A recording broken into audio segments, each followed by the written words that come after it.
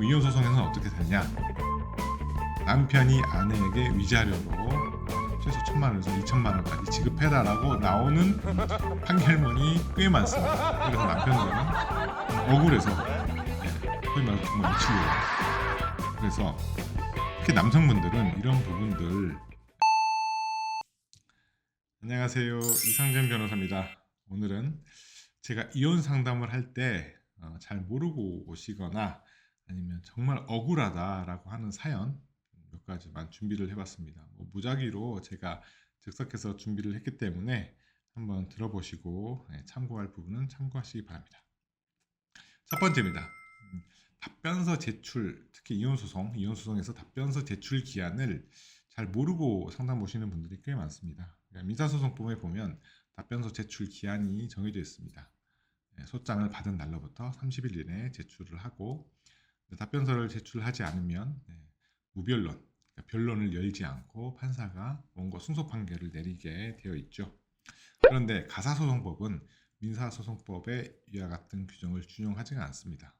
왜냐하면 준용하기가 적절치 않습니다. 예를 들면 원고가 이혼하자, 양육자 나를 지정해달라 이렇게 소장을 보냈는데 피고가 답변서를 제출하지 않았다는 이유로 가정을 법원에서 해체시켜버리고 양육자를 일방적으로 원고로 지정시켜 주는 것은 적절치가 않겠죠. 그래서 원고 입장에서는 피고가 답변서를 제출하지 않으면 원고 혼자서라도 재판에 나가서 다 입증을 해야 됩니다.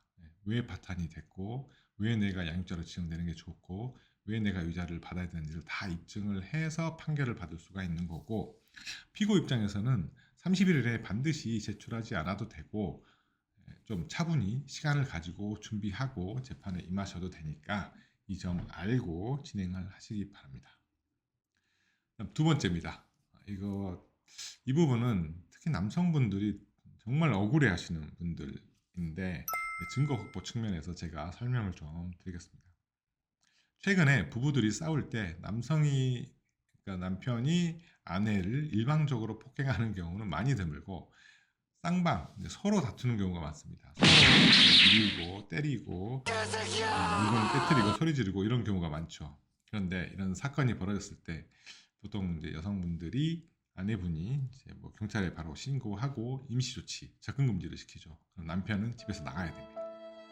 나간 다음에 아내가 경찰에게 자기가 당한 것을 소상히 진술하고 강하게 처벌하려달라 이렇게 하는 경우가 많고, 남편분들은 경찰이 오니까 이런 걸로 경찰까지 불러 나는 이혼 안 할 건데 하면서 자기가 아내한테서 당했던 거 구체적으로 진술 안 하고 아내 처벌하지 말아주세요 이렇게 말을 하는 경우가 아주 많습니다.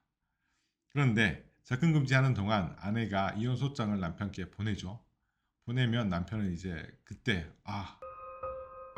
내 와이프가 이혼을 하려는 거구나 라고 생각을 하고 소장을 들고 찾아옵니다.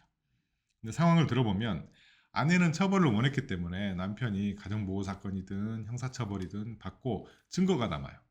근데 남편은 처벌하지 말아달라고 했고 아내가 한 행동에 대해서 경찰에 구체적으로 진술도 안 해요. 그럼 증거가 남지 않아요. 그럼 이혼 소송에서는 어떻게 되냐?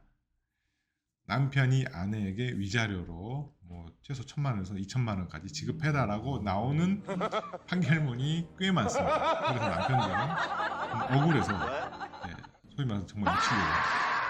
그래서 특히 남성분들은 이런 부분들을 좀 잘 알아두시고 처벌을 하지 말아달라 이렇게 말하는 것은 좋은데 그래도 본인이 당했던 거는 좀 진술이라도 조금 경찰에 해놓아라.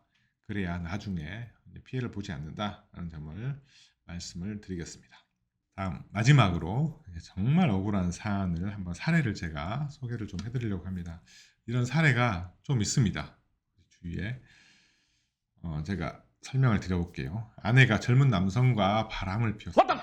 그래서 남편은 힘들어서 상간남 소송을 하고 도저히 한 침대를 쓸 수가 없어서 아내와 이혼 소송을 했죠. 그래서 이제 결과가 남편이 위자료를 받고 재산 분할을 아내에게 해주고 양육은 아내에게 갖고 양육비도 남편이 지급하기로 이제 판결이 났습니다.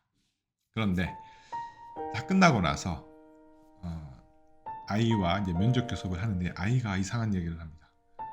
우리 집에 삼촌이 들어와서 같이 살기로 했다라는 얘기를 하죠. 근데 알고 봤더니 상간남이 아내와 내 아이와 같이 살고 있고 곧 결혼을 한다는 소식을 들었습니다.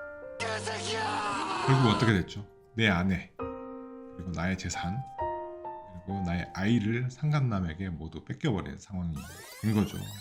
이런 사례가 꽤 있어서 너무 힘들어하는 남성분들이 정말 많습니다.